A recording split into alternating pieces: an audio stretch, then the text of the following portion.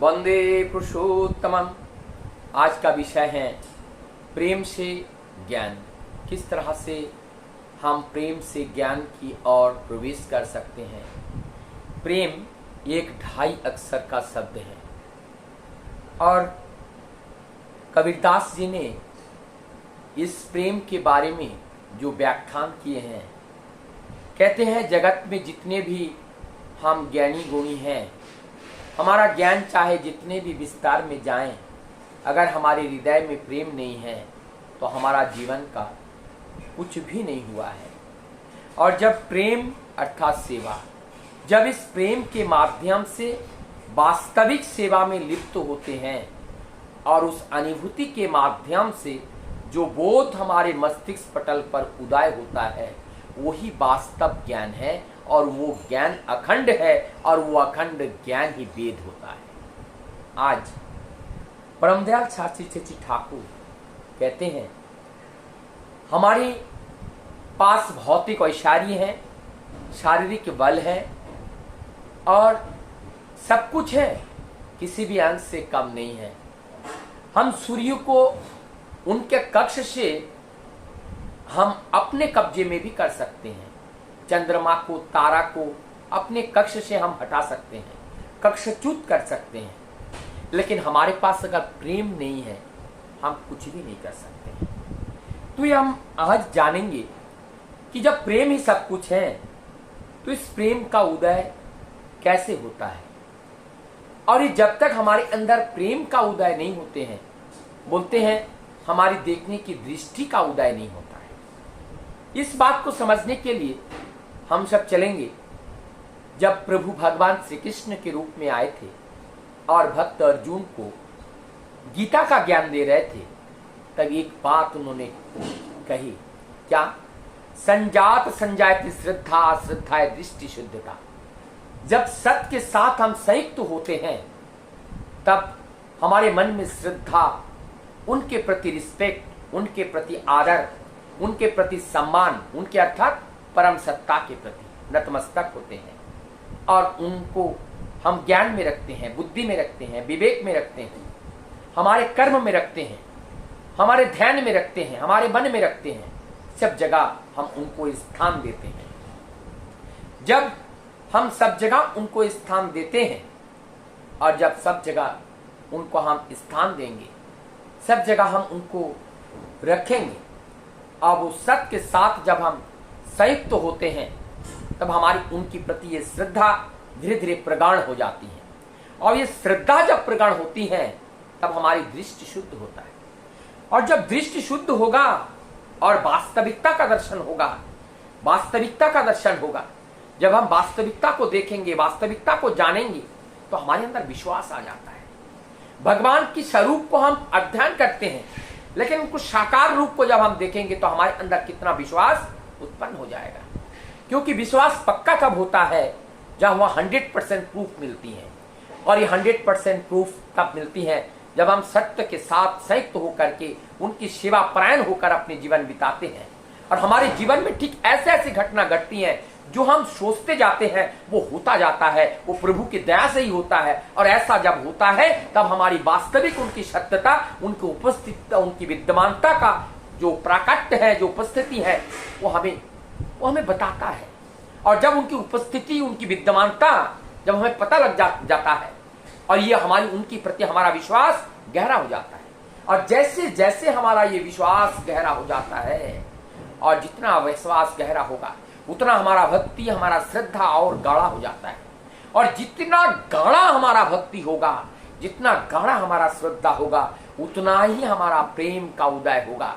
और ये प्रेम जब हमारे पास उदय होता है, प्रेम ये कभी भी नापता नहीं है, ये प्रेम कभी भी तोलता नहीं है, ये प्रेम कभी भी अलग नहीं करता है, प्रेम कभी छोटा बड़ा नहीं करता है, प्रेम कभी रिश्ता और रिश्ता नहीं का विभेद नहीं करता है। प्रेम समानता का प्रतीक है। प्रेम जहां उदय होती है, दृष्टि में समानता आती है, साम्यदर्शी आती है। और जहां साम्यदर्शी आती है वहां वही जगत और अंतर जगत साम्य हो जाते हैं। और वही जगत और अंतर जगत सब समान जब हो जाते हैं तभी हमारी ये स्वदर्शिता का आविर्भाव होता है, तभी हमें वास्तविकता का दर्शन होता है, और उसी को ही कहते हैं विश्व रूप। जब विश्व के स्वरूप को हम वास्तव में देखना सीख जाते हैं, उसको विश्व रूप दर्शन ही कहा जाता है। विश्व रूप दर्शन ऐसा कुछ और नहीं कि शंख चक्र गदा पद्मधारी कोई आएंगे और कहेंगे कि मैं वही विश्व रूप धारण करके परम प्रोसित धरा पे आया हूं। और ये विश्व रूप का दर्शन करने की क्षमता हमारे अंदर जागरण करना होता है। लेकिन ये जागरण कब होता है? जब उस विश्व पिता के साथ हम संयुक्त होकर के उनके संस्कार के साथ हम संपूर्ण रूप से आबद्ध होकर के चलते हैं, तभी हमारे जीवन में वो साम्यता धीरे धीरे आने लगती है और साम्यदर्शिता हमारे जीवन में आती है। हमारा ऊंचा नीचा का भेद नहीं रहता है, अपना पराया का भेद नहीं रहता है, छोटा बड़ा का भेद नहीं रहता है। केवल क्या और केवल सेवा की भावना ही हमारे जीवन में शेष रह जाता है। ऐसे प्रेम की जरूरत है। दंड, अविश्वास व वितृष्णा से ये अज्ञानता व निराश प्रवणता की ही उत्पत्ति होती है। हमारे जीवन में जो अज्ञानता की उत्पत्ति कब होती है, यह अज्ञानता की उत्पत्ति कब होती है? जब हमारे अंदर दंड आती है। और दंड क्या है? अविश्वास। और अविश्वास, जब अविश्वास आ जाती है, दंड आती है, इसका मतलब कपटता आती है। और ये कपटता, दंड, अविश्वास ये उत्पन्न कब होते हैं? जब हमारी राह में ये भौतिक वस्तुता और भौतिक के प्रति हम आसक्त हो जाते हैं, और जब हमारी व्यक्ति स्वार्थ की चिंता हमारे अंदर घर कर जाता है और व्यक्ति स्वार्थ को जब हम मूल बना लेते हैं, तब हमारे अंदर ये दंड मतलब भेदभाव उत्पन्न हो जाता है, कपटता उत्पन्न हो जाती है, अर्थात एक दरवाजा लग जाता है। और जब दरवाजा लग जाता है तो प्रभु का दर्शन वहां संभव नहीं होता है। और ये जो दंड है, ये दंड है का जो जड़ है वही अविश्वास आ जाता है। अविश्वास, और ये अविश्वास से जब हमारे अंदर अविश्वास आ जाएगा तो उस कार्य के प्रति हमारा निष्ठा कम हो जाता है। और जब उस कार्य के प्रति हमारा निष्ठा नहीं रहेगा, अविश्वास रहेगा, तो उस कार्य के प्रति एक तृष्णा नहीं रहती है, एक टान नहीं रहता है, एक अनुराग नहीं रहता है, उसमें हमारी वितृष्णा आ जाती है, हम उससे हट जाती हैं। और जैसे जिस कार्य के प्रति अर्थात जिस सेवा के प्रति हमारी वितृष्णा आ जाती है, कभी भी हम उस सेवा में सफलता को लाभ नहीं कर पाते हैं। और जब हम उस सफलता में सफलता लाभ नहीं कर पाते हैं, अर्थात हमारा विफलता हमारे जीवन को घेर लेती है। तो हमारे जीवन में विफलता कब आई? जब हमारे जीवन में अविश्वास आई। और ये अविश्वास कहां से आई? दंड के रूप में आया। और ये दंड कहां से आया? जब हम स्वार्थ की बने, जब हम स्वार्थी बने, आत्मस्वार्थी जब बनते हैं, जब हमारा नजर आत्मस्वार्थ की ओर जाते हैं, अर्थात हमारा ये नजर सीमायित हो जाते हैं, और सीमा को पार करके लंघ के जब हमारी ये नजर नहीं जाती है, तब तक हम सीमायित रहते हैं। और सीमायित नजर में दंड लाता है, ये सीमायित जीवन में अविश्वास लाता है, और सीमायित जीवन में जड़ता लाता है। तो सीमा को लांघना होगा, सीमा को पार करना होगा, इसलिए हमें अनंत बनना पड़ेगा। क्योंकि हमारा जो वास्तविक स्वरूप है वो अनंत है, अर्थात हम देह नहीं है, हम आत्मा है। तो हमारा आत्मा का स्वरूप क्या है, आत्मा का आकार क्या है? ये अनंत है, ये विस्तार है। इसीलिए हमारे जीवन का वास्तविक उद्देश्य है विस्तार को पाना, विस्तार में जाना। वो हमारा जीवन का मूल उद्देश्य है, वो हमारा जीवन का मूल मंत्र है। अर्थात हम आत्मा है, मैं नहीं हूं। ये जो मैं अर्थात यही अहंकार है, मैं अर्थात यही देह है, मैं अर्थात यही भौतिक वस्तु है, मैं अर्थात यही अपने आप को संकुचित कर लेता है।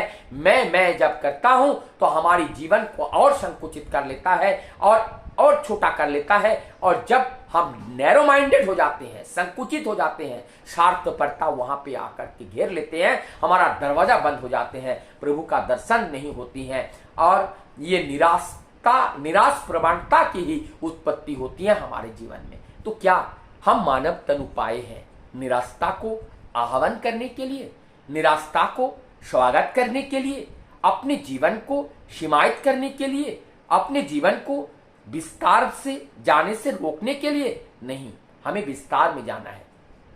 और विस्तार में जाने के लिए शिवाप्रायण भाव से जाना है, और ना कहीं अपना ना कहीं पराया, सब अपना समझना है। और ये समझने से नहीं होगा, वो करने से होता है। और कर्म तब पाते हैं जब हमारे विवेक में, हमारी बुद्धि में, हमारी दृष्टि में, हमारी नजर में, हमारे मन में जब प्रभु की उस वार्ता हर समय गूंजे। जब गूंजता है प्रभु की वार्ता, प्रभु की बातें, तब हमारी जीवन विस्तार की जाने के लिए ललायत हो जाते हैं। जो सत्ता विद्यमान है इस देह के अंदर, वो विस्तार को पाना चाहता है, इसीलिए वो प्रेम करना चाहते हैं। उनके अंदर करुणा है, दया है, ममता है, प्रेम है, सब कुछ उनके अंदर है। लेकिन ये देह रूपी जो परत है और उनके ऊपर से हम इतनी हम उनके ऊपर से हम उतने निराशवादी हो चुके हैं, हम उनके ऊपर इतना ध्यान नहीं देते हैं, इतना हम उनसे अटैच्ड नहीं है कि हमारा जो टान है, हमारा जो खिंचाव है भौतिक वस्तु की तरफ ज्यादा जा रहा है और इस वास्तविकता या आध्यात्मिकता, ये परम सत्य की ओर कम है। जब ऐसा होता है तब हम पागल की तरह भौतिक जगत में विचरण करते रहते हैं। तब हमारे जीवन में निराशा हाथ लगती है, अज्ञानता हाथ लगती है, जड़वत होते हैं, हम मृत्यु को वरण कर लेते हैं। हमारे जीवन में मृत्यु वरण होता है, लेकिन हम मृत्यु वरण करने के लिए नहीं आए हैं। हम मृत्यु का गुणागुण कीर्तन करने के लिए नहीं आए हैं, हम अमरत्व के गुणागुण करने के लिए आए हैं। हम मृत्यु के ऊपर विजय पताका को गाड़ने के लिए आए हैं। इसलिए ठाकुर जी ने बोले हैं, do never die nor cause death but resist death through death. हमें मेरो ना यदि पारो तो मृत्यु को अवलुप्त तो करो। तो हमें मरना नहीं है, मारना नहीं है। वो जो मृत्यु रूपी भय है, उस भय को अवलुप्त करना है, उसको पराजय करना है। मृत्यु भय हमारे जीवन में ना रहे, हम उसको अतिक्रमण करना है। वही जीवन का उद्देश्य है, यही हमारा सत्ता चाहती है। हमारी सत्ता के अनुसरण करते हुए उनकी चाहत को पूरा करना, यह हमारा जीवन का उद्देश्य होना चाहिए।